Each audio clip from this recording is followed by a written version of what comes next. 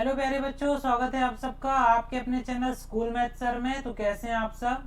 चलिए, हम 9th class की एनसीईआरटी मैथ्स पढ़ रहे हैं, जिसका कि हमने चैप्टर नंबर 1 स्टार्ट किया हुआ है, नंबर सिस्टम।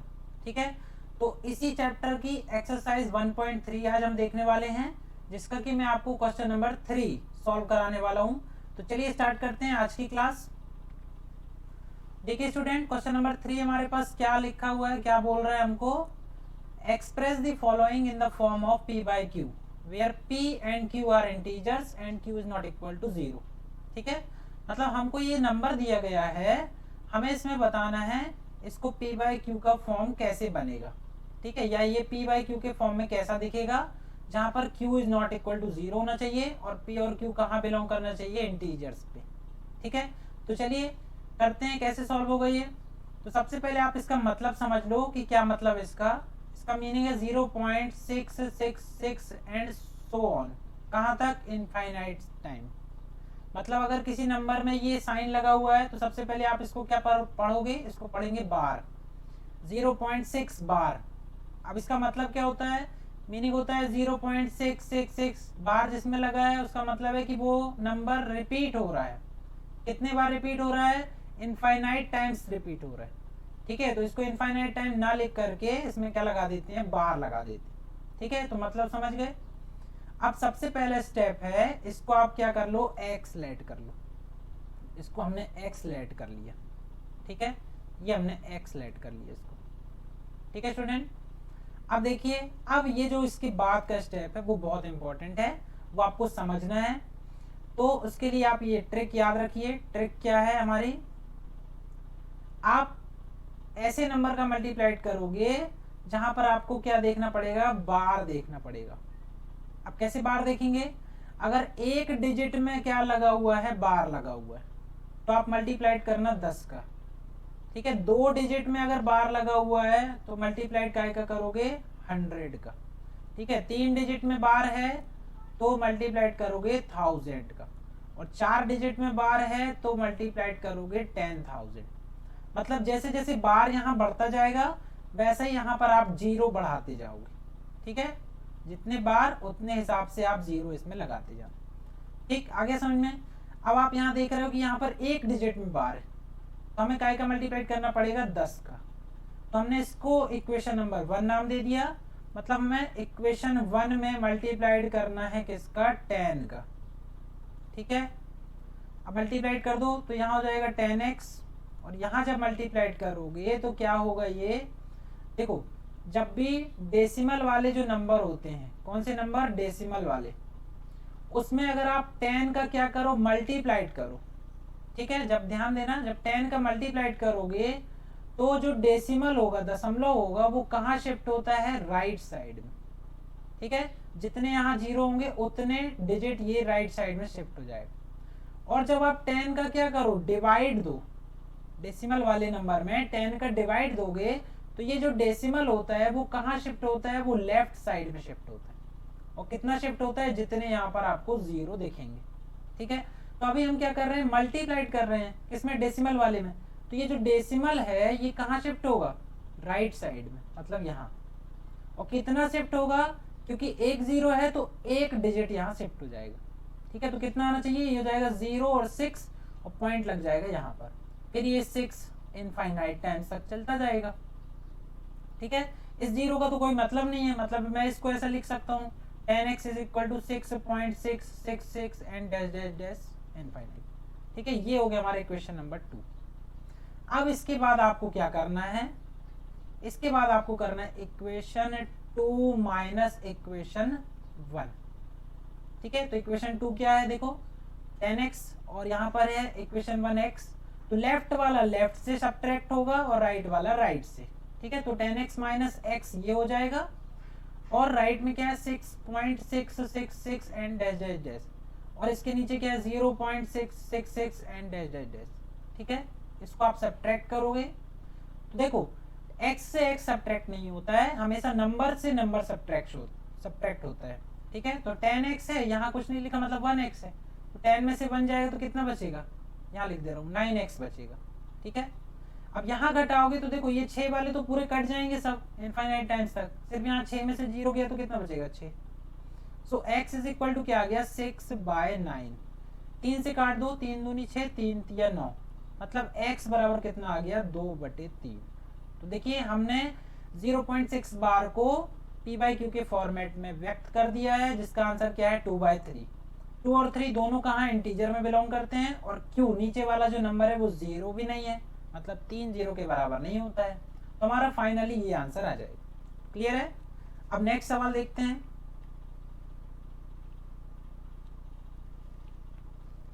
देखिए स्टूडेंट, अगला क्वेश्चन हमारे पास ये लिखा हुआ है, क्या दिया है 0.47 बार। सबसे पहले आप इसका मतलब लिख लो, 0.47 के ऊपर बार लगा हुआ है, मतलब 4 रिपीट नहीं हो रहा, क्या रिपीट हो रहा है 7 रिपीट हो रहा है। कितने बार? Infinite times. तो हमने ये मतलब लिख लिया। अब हम इस इक्वेशन को एक्सलेट कर लेते हैं, 0.47777 एंड सो ऑन। ठीक है, अब आप मल्टीप्लाइड क्या का करोगे, अब आपको समझ में आ गया है। बार देखना है आपको, कितने नंबर में बार लगा हुआ है, एक डिजिट में बार, तो मल्टीप्लाइड करोगे 10 का। ठीक है, ये इक्वेशन 1। तो 10 का क्या करने पर मल्टीप्लाइड। ठीक, ये लाइन आप लैंग्वेज में लिख लेना यहाँ पर। ठीक है, बोथ साइड क्या करते हैं इक्वेशन 1 में 10 का मल्टीप्लाइड करते हैं। तो यहाँ करोगे तो ये जाएगा 10x इज इक्वल टू, यहाँ करोगे तो फिर से डेसिमल राइट साइड में शिफ्ट होगा क्योंकि मल्टीप्लाइड कर रहे हैं, तो ये जाएगा 04.777 एंड सो ऑन। ठीक है, ये 0 हम हटा देंगे तो कितना हो जाएगा 10x equal to 4.777 and so on. ये हो गया इक्वेशन नंबर 2। तो आपको क्या करना है, अगला स्टेप इक्वेशन 2 माइनस इक्वेशन 1। तो यहाँ हो जाएगा 10x और minus x is equal to, ये हो गया 4.777, ये चलता जाएगा और इसके नीचे क्या जाएगा 0.4777 डैश डैश डैश। इसको आप सब्ट्रैक्ट कर दीजिए, 10 में से 1 गया, कितना बचेगा ये 9x इक्वल टू, यहाँ घटाओगे ये 0 0 0, ये हो जाएगा 3 और ये हो जाएगा क्या 4। सो 9x इक्वल टू क्या आ गया हमारे पास 4.3। ठीक है, 9x बराबर, यहाँ से दशमलव अगर आप हटाओगे तो क्या जाएगा, ये जब भी दशमलव हटाते हैं तो डेसिमल की जगह आता है 1, और डेसिमल के बाद हम देखते हैं कितने डिजिट दिए हुए हैं, 0 नहीं देखते, कितने डिजिट। ठीक है, डिजिट्स कोई भी हो सकते हैं 0 से लेके 9 तक, तो हमको क्या देखना है, डिजिट देखना है, ना कि 0।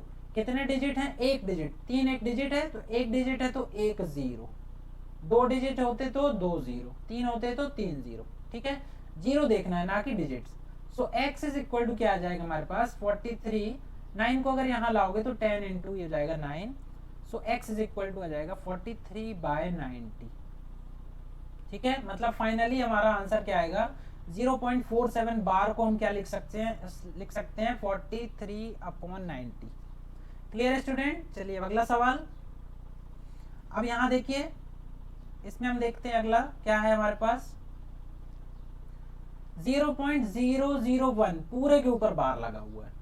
सबसे पहले मीनिंग क्या हो जाएगा 0.001 मतलब तीनों डिजिट रिपीट हो रहे हैं। ठीक है, ये तीनों डिजिट कहाँ तक, इनफाइनाइट। तब सबसे पहले आप इसको x मान लीजिए, 0.001 001 and dash dash dash x मान लिए। ये हो गया हमारा इक्वेशन 1। ठीक है, अब हमें क्या करना है, इक्वेशन 1 में 10 से नहीं, अब आपको बार देखना है कितने डिजिट में लगा है। तो कितने डिजिट में लगा है, 3 डिजिट में, तो कितने से मल्टीप्लाइड, 1 और उसके साथ 3 0, मतलब 1000 से, 1000 से हमें इक्वेशन 1 में क्या करना है, मल्टीप्लाई करना है। ठीक है, ये लाइन आप लैंग्वेज में लिख लीजिएगा। तो यहाँ कर लिया हमने क्या 1000x हो गया ये। ठीक है, क्योंकि 3 डिजिट में बार था इसलिए हम क्या कर रहे हैं 1000 का मल्टीप्लाइड। यहाँ पर 1000 का करोगे तो देखो क्या आएगा, डेसिमल कितना शिफ्ट होगा, सबसे पहले तो राइट साइड में शिफ्ट होगा, और कितना 1 2 3, जितने 0 होते हैं उतना डेसिमल शिफ्ट होता है। मतलब यहाँ है तो 3 डिजिट बाद 1 2 3 यहाँ पर आ जाएगा डेसिमल, है ना। मतलब कितना आएगा, ये 0 पहले से है, 3 डिजिट और आगे आ जाएंगे 0 0 1, फिर डेसिमल यहाँ अगेन, फिर इसके बाद वही नंबर फिर से रिपीट होता जाएगा इनफाइनाइट टाइम्स तक। अब इसका मतलब हम लिख लेते हैं, ये जो आगे 0 लगे होते हैं उनका कोई मीनिंग नहीं होता है, ये क्या है 1 है। 1.001 001 एंड सो ऑन। ये हो गया हमारा इक्वेशन 2। अब इक्वेशन आपको क्या करना है, 2 माइनस 1 करना है, ठीक है। तो हम करेंगे 1000 x माइनस क्या हो जाएगा x, ठीक है। लेफ्ट का लेफ्ट से, राइट का राइट से। तो राइट में क्या है 1.001 001 एंड सो ऑन। यहाँ पर क्या है लेफ्ट में 0.001 001 एंड डैश डैश डैश, ठीक है। ये 1000 है x माइनस 1x, ठीक है। हमेशा नंबर ही सब्ट्रैक्ट करना आप। तो ये क्या हो जाएगा 999x इक्वल टू, यहाँ राइट वाले तो सब जीरो हो जाएंगे, ये 1 से बन गया तो ये आएगा 1 पॉइंट यहाँ 00 हो जाएगा ये। तो क्या जाएगा हमारे पास 999x equal to 1। So x equal to क्या जाएगा 1/999, ठीक है। ये हमारे पास फाइनली आंसर आ जाएगा। तो 0.001 के ऊपर अगर बार लगा हुआ है तो उसका आंसर p/q में क्या होता है 1/999, ठीक है। जहां पर ये q is not equal to 0 है तो हमने इसको भी क्या कर दिया p/q के फॉर्म में शो कर दिया, ठीक है। अब देखिए मैं आपको एक बहुत इंपॉर्टेंट बात बताता हूँ कि इसको करने का ये जो तरीका है वो ऐसा ही क्यों है, ठीक है। इन सवालों को आप ऐसे क्यों कर रहे हो। तो सबसे पहले आप देखिए इस सवाल को अगर आपको p/q के फॉर्मेट का बनाना है, क्या बनाना है p/q का फॉर्म, तो कैसे बनेगा, जब तक आप ये जो राइट साइड में इतना बड़ा नंबर दिख रहा है जब तक आप इसको हटाओगे नहीं तब तक ये p/q नहीं बनेगा, ठीक है। तो इस राइट साइड में जो इनफाइनाइट टाइम्स तक जो नंबर जा रहा है इसको हटाने के लिए ये मेथड अप्लाई की जाती है जो मैंने की है, ठीक, समझ में आ गया। राइट साइड में जो इनफाइनाइट नंबर आपको दिख रहा है इसको हटाने के लिए ऐसा किया जाता है, ठीक है। देखो जब हम यहाँ पर सब्ट्रैक्ट करते हैं ना नंबर को तो डेसिमल के बाद जो डिजिट होते हैं वो लगभग सेम हो जाते हैं, ठीक है। तो भले वो इनफाइनाइट टाइम्स तक ही क्यों ना हो लेकिन वो कैसे होते हैं सेम होते, ठीक। तो जब वो सेम हो जाते हैं तो इनफाइनाइट टाइम्स तक क्या आ जाता है यहाँ पर 0 आ जाता है। तो 0 आने के कारण यहाँ का नंबर पूरा क्या हो जाता है कैंसिल हो जाता है, इसका कोई मीनिंग नहीं रह जाता। सिर्फ यहाँ पर पॉइंट के बाद 1 या 2 डिजिट का बस क्या हो जाता है नंबर बचता है। और यहाँ पर तो इंटीजर वैल्यू ही दिख रही है हमको। फिर हम क्या करते हैं x की वैल्यू यहाँ से ट्रांसफर करके इसको क्या कर लेते हैं p/q के फॉर्मेट में चेंज कर लेते हैं, क्लियर है। तो बेसिकली हम कर क्या रहे हैं कि दशमलव के बाद जो ये इनफाइनाइट टाइम्स तक ये जो नंबर रिपीट हो रहा है हमें उसको हटाना है, ठीक है। इसीलिए हम इस अप्रोच को क्या कर रहे हैं अपना रहे हैं, क्लियर स्टूडेंट। सो p/q के फॉर्मेट में कैसे नंबर्स को डिवाइड किया जाता है आई होप आपको समझ में आ गया होगा। पर फिर भी अगर कोई डाउट है तो आप मुझे कमेंट करके बता सकते हो। So thanks for watching. For more update please like share and subscribe.